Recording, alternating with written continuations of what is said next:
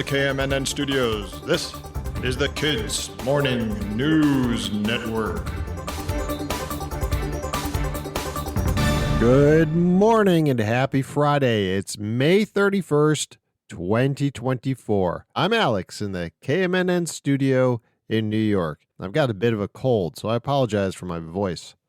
The Boeing Starliner rocket ship is scheduled to launch, finally, with a crew, tomorrow. The two crew members will take the controls of Starliner just to test it out, and then dock with the ISS. We'll bring you an update on Monday. There's a new champion in Major League Baseball. Actually, there are a bunch. Like Josh Gibson, one of the greatest hitters the game has ever seen, who outdid Ty Cobb's batting average and Babe Ruth's slugging percentage. The slugging percentage counts the number of bases he got with each time at bat. Also the pitcher Satchel Paige, whose name has long been legendary, but who now has the stats to prove it. Third greatest all-time ERA leader. This is all because the MLB is finally recognizing the records of players from the Negro Leagues who played between 1920 and 1948. And it's added their statistics to the MLB database. It took many years for baseball to agree that these players deserve to be added to the database, and a few more years to make it actually happen. Some of the old records were lost or incomplete.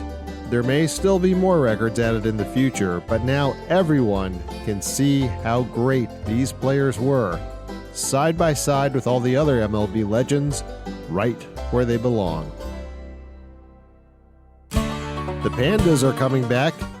Yes, after much discussion between the United States and China, two bears are scheduled to arrive at the National Zoo in Washington, D.C. by the end of this year. Both bears, one male and one female, are 2 years old. Their names are Bao Li and Qing Bao. Pandas had been residents of the National Zoo for more than 50 years, but China called them back home last year as the relationship between the governments of China and the U.S. got a bit testy. Some experts say that the return of the pandas could be a sign that the two countries are getting along better. The pandas will live at the National Zoo for the next 10 years, and the zoo will pay the China Wildlife Conservation Association $1 million a year during that time to help support panda conservation in China. The San Diego Zoo says it, too, will get a panda pair this year. In Iceland, the volcanic fissures, cracks in the earth that are spitting out lava that caused so much commotion earlier this year, are at it again. The new fissure on the Reykjanes Peninsula opened up on Wednesday. It is about 1.5 miles long, and the lava is shooting out of it 150 feet in the air. That's as high as a 15-floor building. Some are calling it a curtain of fire. The famous hot spring known as the Blue Lagoon has been evacuated again. This is the 8th eruption on the peninsula since 2021. Scientists say it looks like this is the beginning of an active period for the area. Well, it sounds like it. Last time it had an active period was 800 years ago, and it lasted for decades. All right, it's riddle time. Wednesday's riddle was, what kind of band never plays any music? A rubber band. Actually, if you stretch it far enough, you can kind of play music on it. All right, today's riddle, what kind of building has the most stories? What kind of building has the most stories? Bringing the answer on Monday.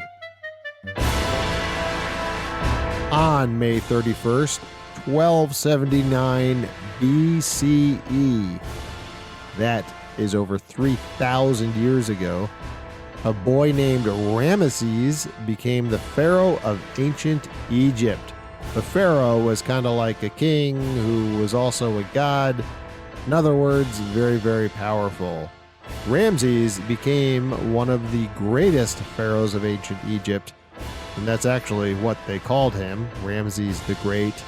But when he first became pharaoh, he was just 14 years old. Can you imagine? In his second year on the job, so I guess he was 16, Ramses defeated a gang of pirates who were attacking ships full of stuff in the Mediterranean Sea. Ramesses hid his soldiers and ships along the coast and then surprised the pirates and captured all of them all at once. And then he convinced them to be his bodyguards. Nice one.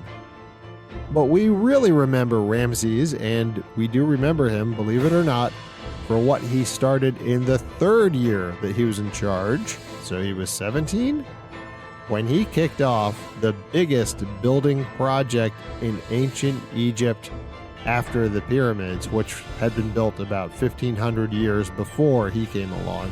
They were ancient even then. Ramesses' building projects included monuments, temples, and even an entire city. He literally changed the face of Egypt. Many of those projects have been dug up by scientists, and we have learned a lot about how people lived in ancient Egypt from them. Now, Ramesses ruled Egypt for more than 60 years and probably died when he was in his 90s, but his legend lives on.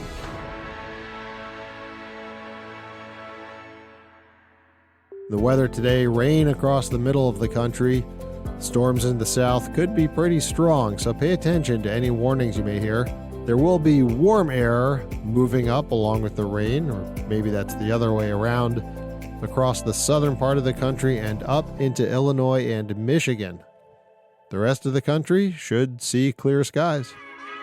Well, that's this Friday show. Thanks very much for listening. If you like listening to the Kids Morning News Network, please give it some stars on your podcast app and tell your friends.